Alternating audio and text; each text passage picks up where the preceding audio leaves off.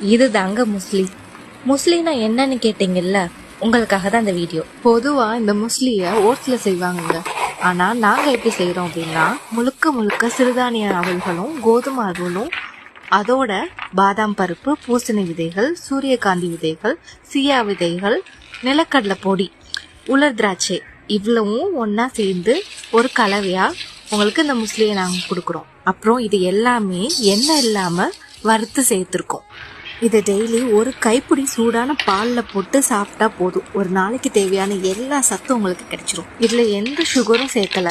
உங்களுக்கு இனிப்பு வேணும் அப்படின்னா நாட்டு சர்க்கரையோ கருப்பட்டியோ தேனோ சேர்த்துக்கலாம். ரொம்ப அற்புதமாக இருக்கும். காலையில் பிஸி டைமில் ஹெல்த்தியான சாப்பாடு கொடுக்க முடியலன்னு நினைக்கிறவங்களுக்கு இந்த முஸ்லி ரொம்ப ஹெல்ப்ஃபுல்லாக இருக்கும்.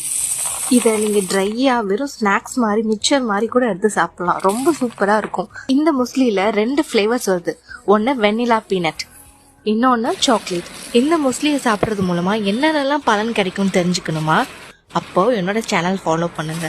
இந்த முஸ்லியை பார்க்கும் போதே ஆசையா இருக்குல்ல, ட்ரை பண்ணணும்னு தோணுச்சுன்னா இந்த நம்பருக்கு வாட்ஸ்அப் பண்ணுங்க.